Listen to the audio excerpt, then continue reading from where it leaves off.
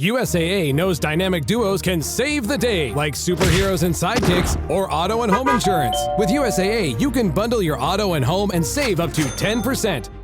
Learn more and get a quote at USAA.com/bundle. Restrictions apply.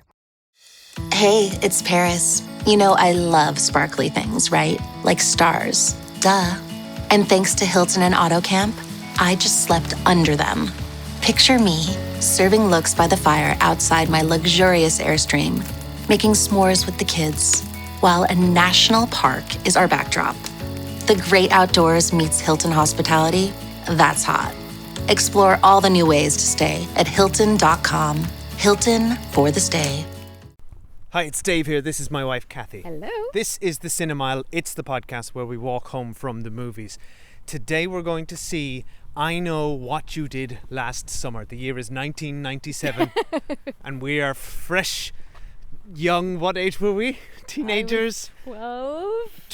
And I'm 13 and then fresh-faced, and we've seen Scream and we're like, things can't get any better than this. And then this movie comes out which isn't better than Scream, because we watched it last night to catch up on the 90s, and we have done an episode on that over on our Patreon. So if you want to go listen to our thoughts on 1997's I Know What You Did Last Summer, head over there. But we'll give you the headlines here. Kathy has been super excited to see the Lega sequel that's in cinemas now, which we're on the way to, I Know What You Did Last Summer, brackets 2025. Yeah, I've been pumped for this since I saw the trailer and saw Jennifer Love Hewitt utter the immortal lines, "What did you do last summer?" And I was hook, line and sinkered into this movie. Hook? Yeah. Like a man with a hook hand? Possibly. I hope not. I'd like to catch up the non-Patreon listeners on two things that we discovered last night. So we watch I Know What You Did Last Summer. Get to the end of it. Kathy, so buzzed for this movie. Can't wait. She's just like, I used to love this movie so much, so excited to see the new one. We get to the end, she turns to me and says, I don't think I've never seen it. I'd never seen that movie before. It's like, what? She thought she was watching Urban Legends. Basically, I Know What You Did Last Summer exists in culture more than, to me, it exists as an actual movie, I realised. Yeah. And also, as we said earlier, I would have been 12 when it came out, so obviously I couldn't go and see it in the cinema. Yeah, true. So it just shows the cultural resonance of it that I thought I'd seen it and I actually never had. But yeah, we had loads of fun talking about it. We're not going to talk about it now. We're talking about the new one, Dave. Yes, and one thing about the new one, which Kathy has made clear, is that she was not a fan of the villain, Hook Hand Man, that iconic villain who wears a fishing jacket, who wears a fishing hat and a jacket and has a hook. Kathy said, and I quote last night, if he is in this new movie, I am going to be so angry. And I am. To which I replied, have you not seen the trailer, which you already saw, and the poster which he is on? Stop it. Of course it's him. Who else would be in it? He is the worst villain. The first film completely fell apart once he showed up. So I guess I'm hoping that this isn't like a remake. I'm hoping it's a reboot.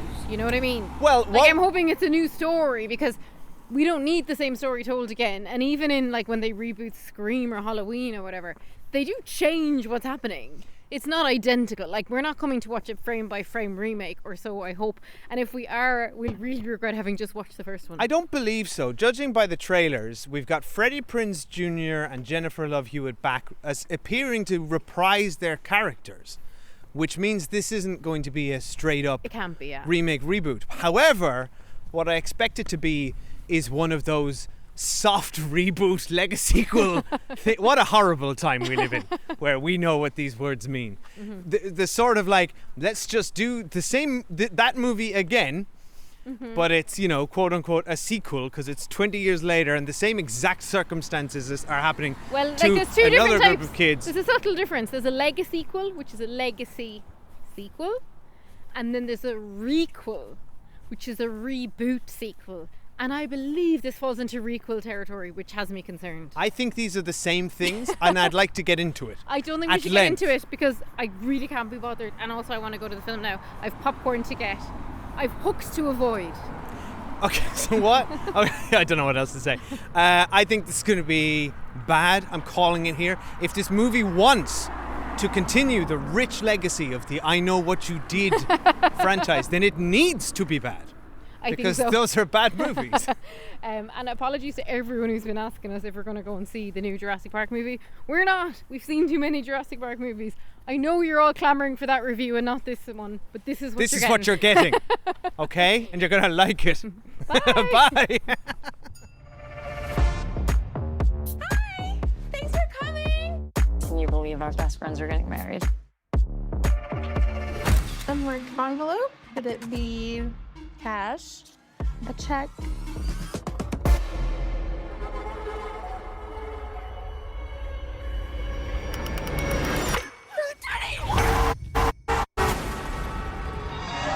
Oh my god. I'm calling 911. We don't tell anybody what happened tonight. We should go. What does it say?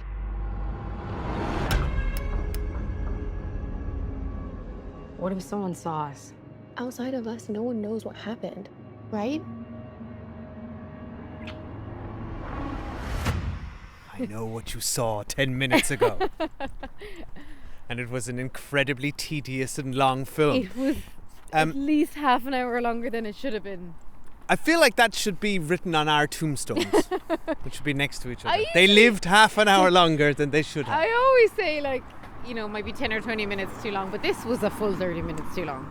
Well, before we get to it, let's just say, if by any chance this is your first time at the Cinemile, we won't spoil I Know What You Did last summer, but we will save you from going to see it. Well, we'll spoil it when we get to spoilers. We will spoil it on Yeah. Spoiler Street. But we're not Full there yet. spoilers. You may as well stick around for that. Yeah, we're not because there yet. this film is a waste of time. Kathy, what do you think? You go first. So I'm glad we watched the original this week because it is fun to see the homages, right, and the references to the original in the new one. And obviously I wouldn't have gotten them because it turns out I'd never seen the original. So I was glad we watched it. At the beginning I thought, you know, they're doing a really good job. Like, I was on board at the beginning.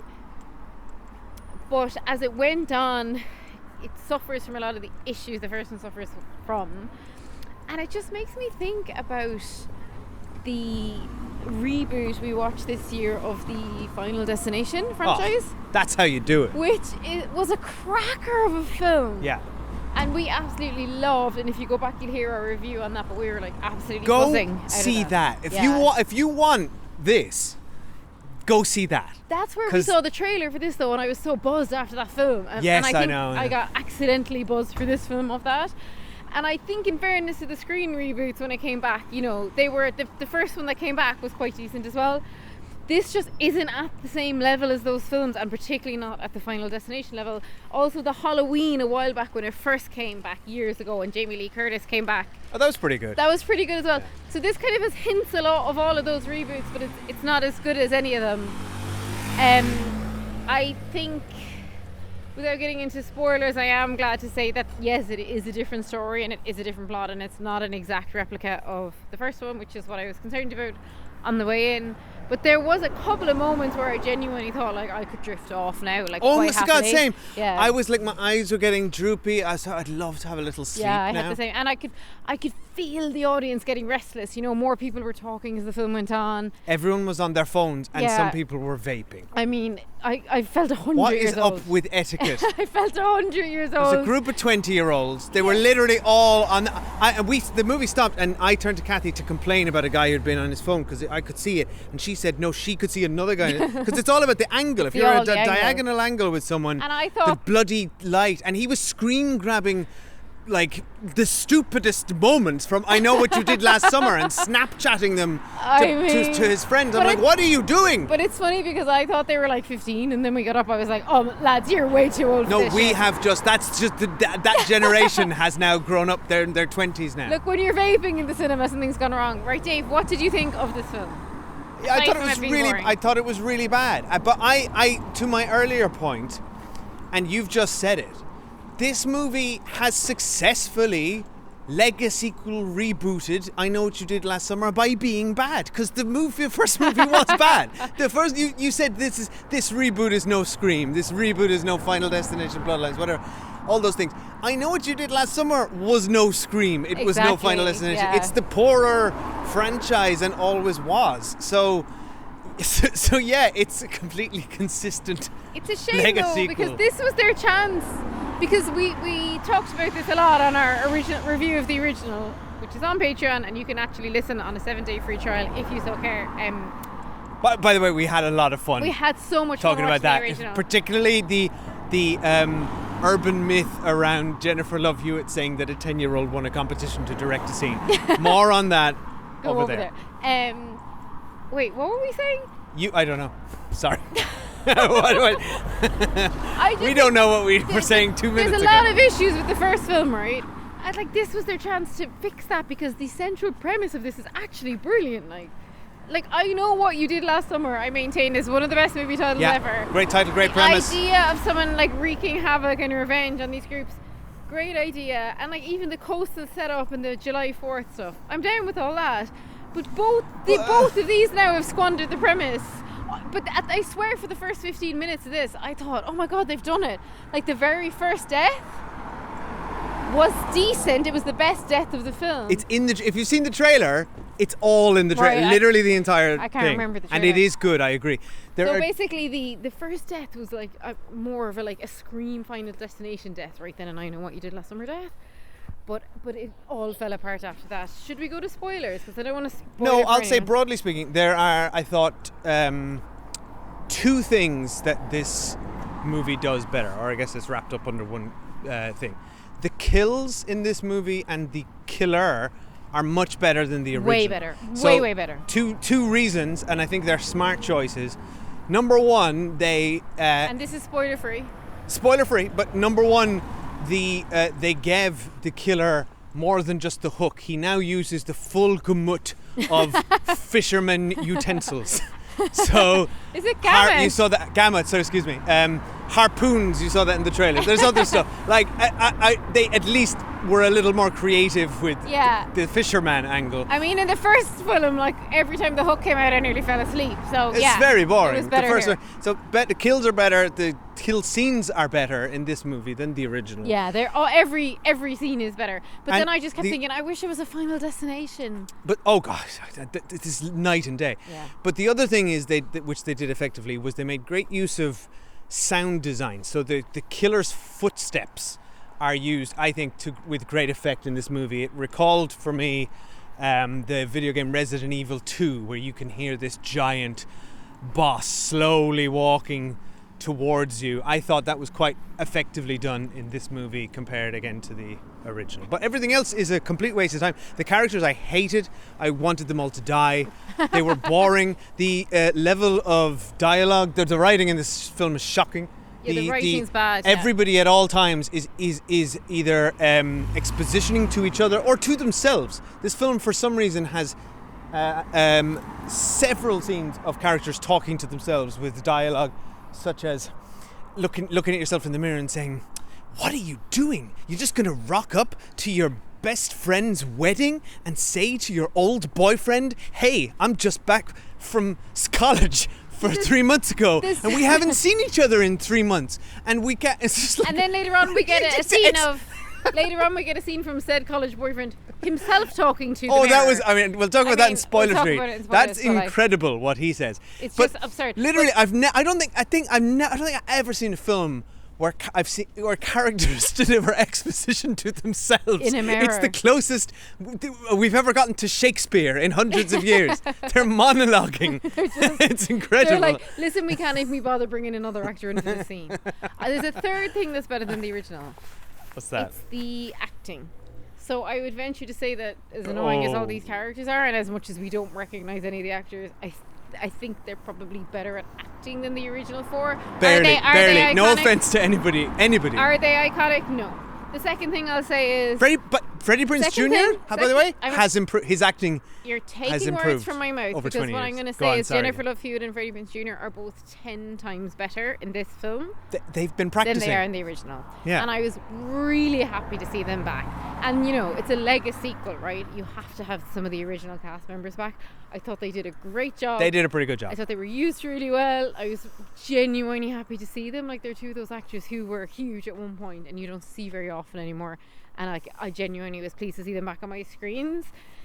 So I think without them, it would have been a very poor showing. And without further ado, we will now go to Spoiler Street. But before we do, another quick shout out for our lovely patrons over at patreon.com/The Cinemile, who support our podcast every month for the price of a coffee, and we love you all for doing that. And they, like you, could get access to. I'm nailing this. Brilliant. Brilliant. If you signed up for the price of a coffee, you would get access to monthly retro movies that you get to choose. This month is summer theme. I know what you're going to choose this summer. This wasn't in that though. This wasn't in that. We just randomly did I Know What You Did Last Summer. We Anyway. just do extra movies sometimes, and we do regular TV reviews. We do a ton of stuff. We've got all these amazing chats in the app. So come over and say hi. And as I said already, there's a 7-day free trial. If you don't like it, you can log off. We won't be offended. Right, now on to spoilers. You may hear a quick ad.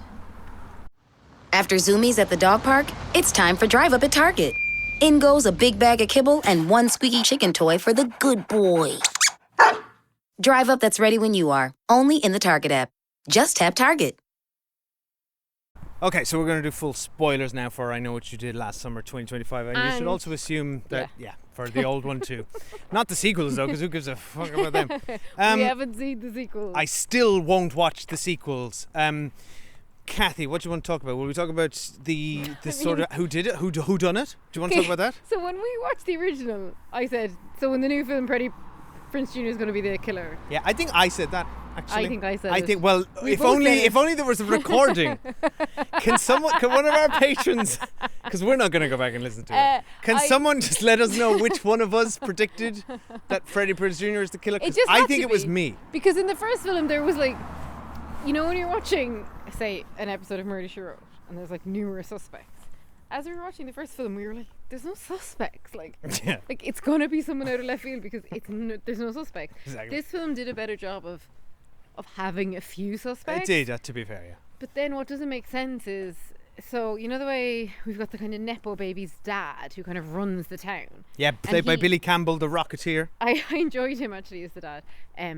But the I so thought- say I if thought it your- was him for a while. If your son caused somebody's death, and a year later, somebody else is extracting revenge for said death, why are you going to incredible lengths to Ignore it. To ignore it. Yeah, to the yeah, point yeah. that when the girls come with like a clue as to who might have done it, you lock them in jail. I know, right?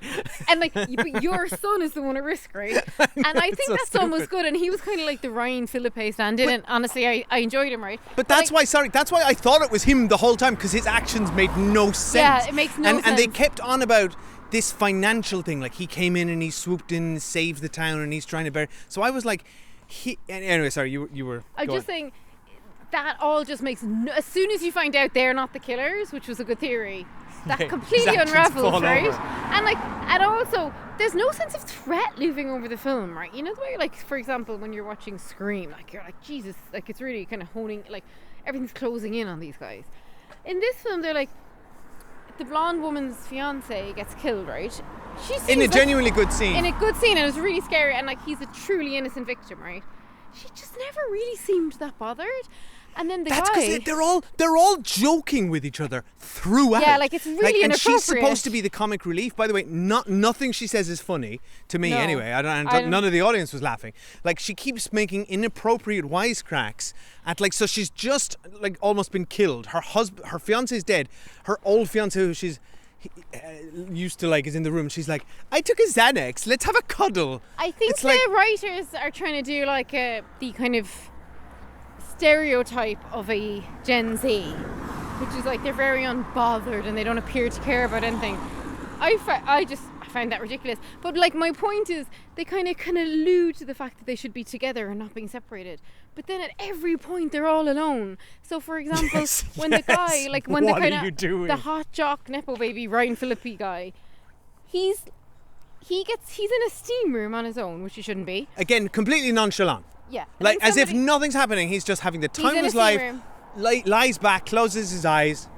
It's like someone tried to kill you last night. Exactly. And then somebody writes, "You're next," which is a really, really helpful warning to get. Yeah.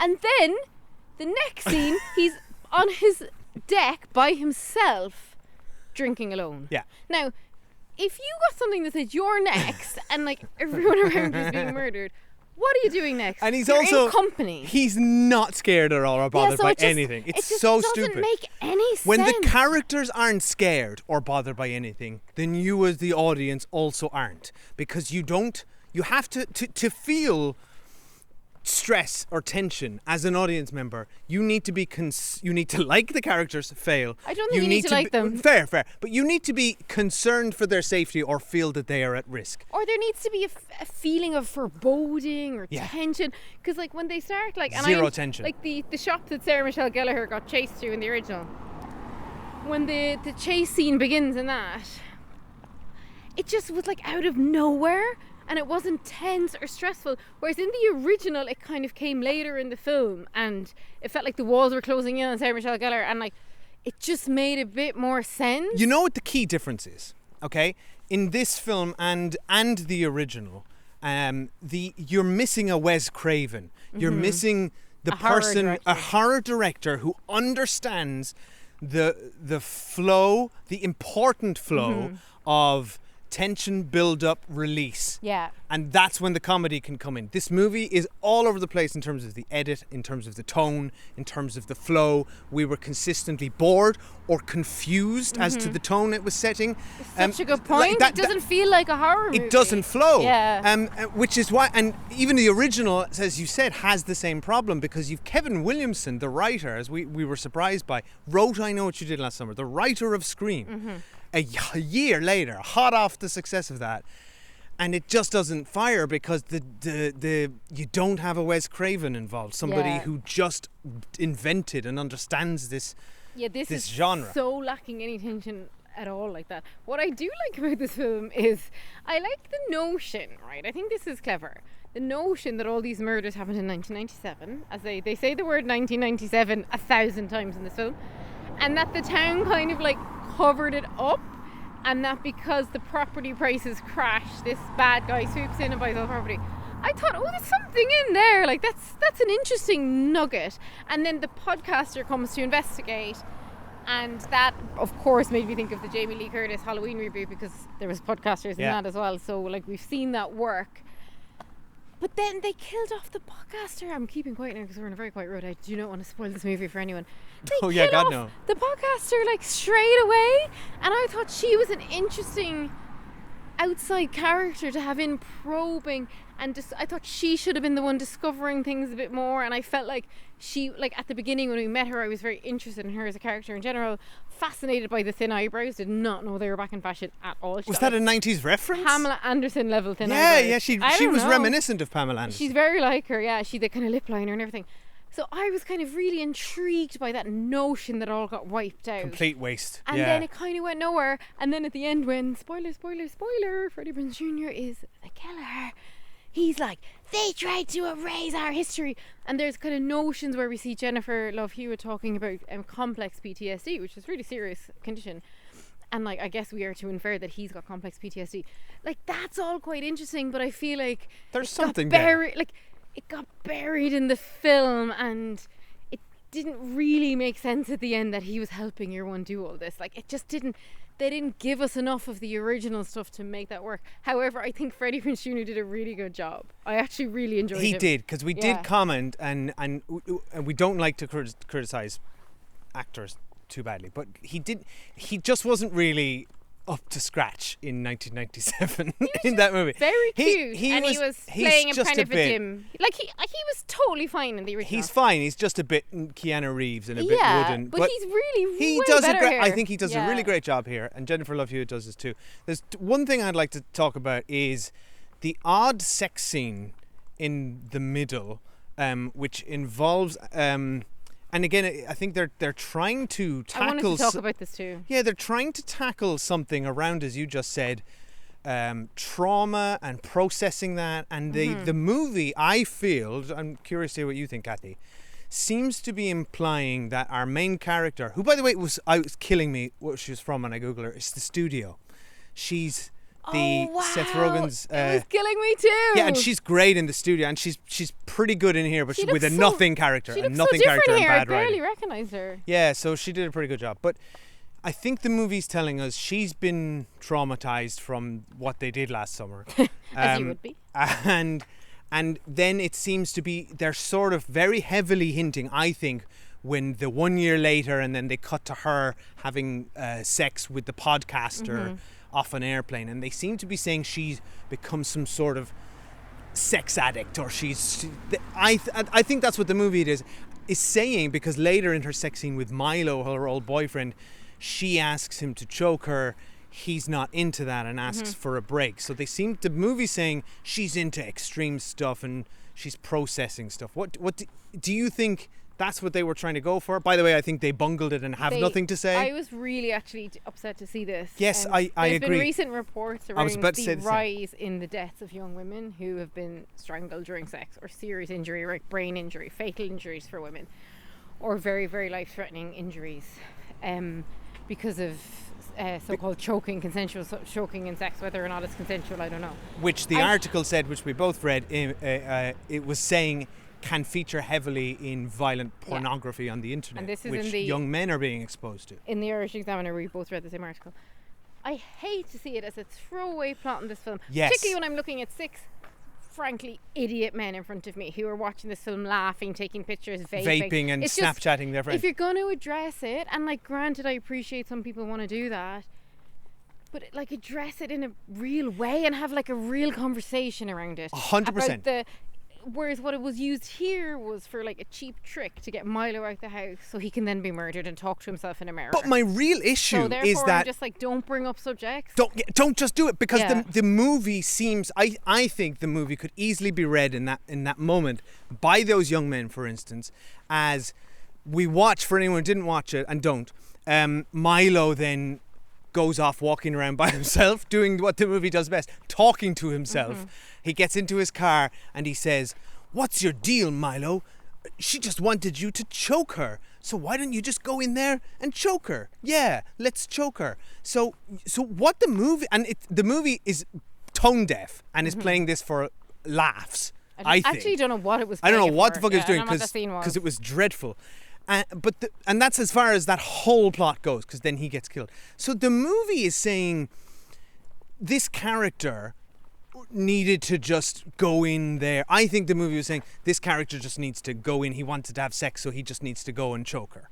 Do what she wants. I honestly don't know. I can't. It tell doesn't. It has no. Just don't go there, Just- movie. I Like don't- you're not Mindhunter. Yeah, you can't. Yeah, it's I like, don't know what the. What are you doing? Even the complex PTSD stuff, I'm sure people are finding offensive. I just found this particularly egregious because of it's a serious issue for Yes. young women, and I don't understand why it's used in a film as like a throwaway plot. The end of the film, right? Well, like we thought the film had ended. Boy, had it not ended. It then cuts to the two main girls like on a beach. By the way, it was laughing. their friend that was the killer, which was Oh, yeah. a nothing reveal. I anyway. guess my two guesses were her and Freddie Prinze Yeah. Jr. So when they were together, I Oh, was well very done. smug.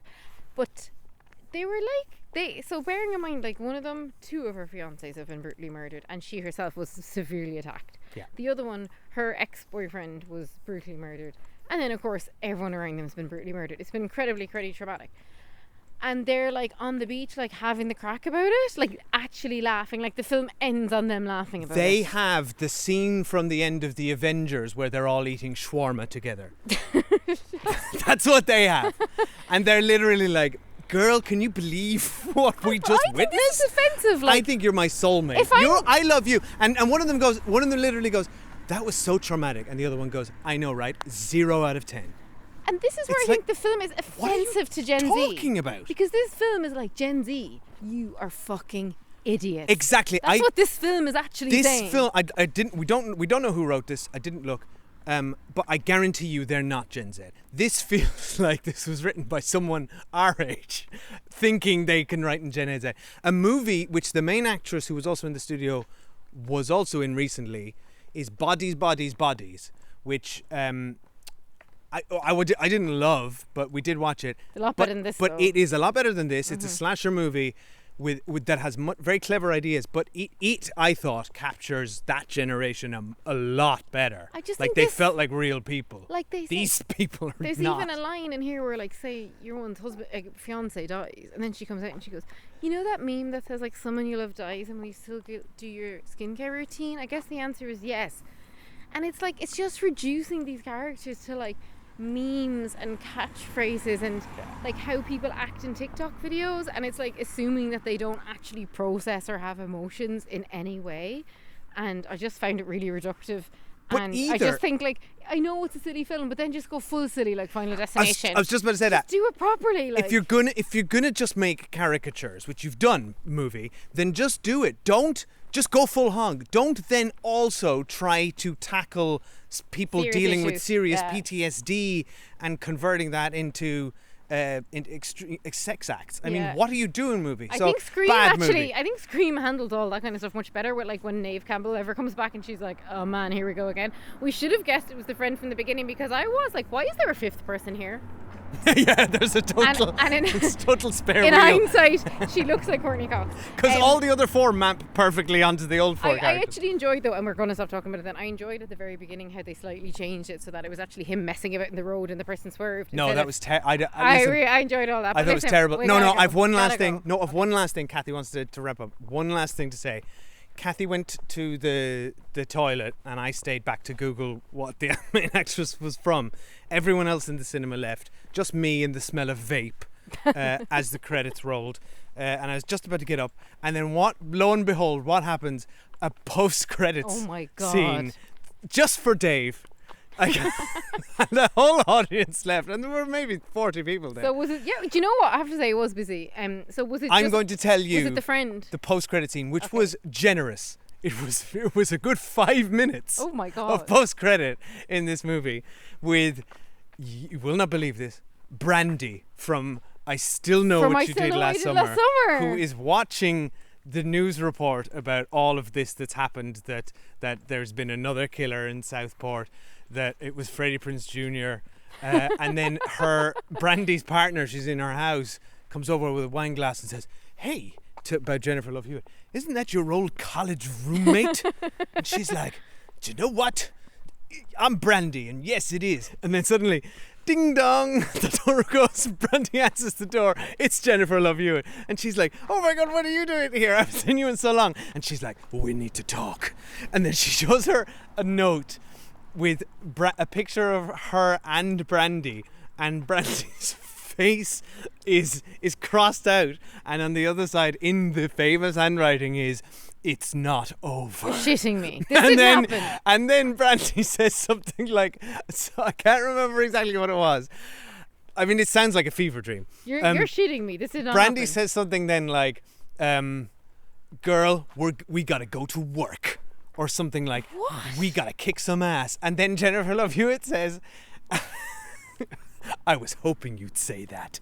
And then boom, and then a song came on which had the lyrics of something which was like, "The second time is always better." What? Are you making this up? I'm not. Hell, I was actually wondering why you took so long to come out, but I thought you just got like lost in like a doom scroll So on your this phone. movie thinks it's going to be so popular and successful that my they're going to God. do "I Still Know What You Did Last Summer" Sorry, again you're with Brandy. bringing Brandy back. Don't like instead of the stupid end scene with the girls on the beach, at least give us that end scene. No, like in the film. No, that movie, that scene does not deserve to But be that's Brandy, anywhere. like she's iconic. But I mean, it sounds terrible. But I knew they were setting up for a sequel though, because the way Freddie Prinze Jr. pretended to kill the one he was working yeah, with, she's the not friend, dead. Who but, cares? like, she's not dead. Who Like, cares? I mean, dear God, we are not coming back She for was this. terrible Anyway, as thank you for when saving she that. revealed herself as the killer. It was terrible. Thank you for saving that for the podcast, Dave. I truly enjoyed that, even though I still don't actually believe it happened. Why waste it? Like, do you know what I mean? They should at least be like, stay tuned till the end credits, so that people know. What? Because What are you it's talking about? Have you ever What seen that? post-credit scene has ever done that? Stay tuned. I've seen it on post-credit scenes. What? Because where you're not expecting them, like you only expect that in a Marvel movie or something, do you know? Like it's not actually typical. No, for Kathy, end they're out credits. here building a universe. She's Samuel L. Jackson. She's Nick Caging it up out here. Right. Jennifer Love Hewitt is putting a team together. Okay, right. Thank you for listening. If you enjoyed this, we ask that you please rate and review and subscribe wherever you listen to podcasts, and we would truly appreciate that. Bye. Thanks for listening. Bye.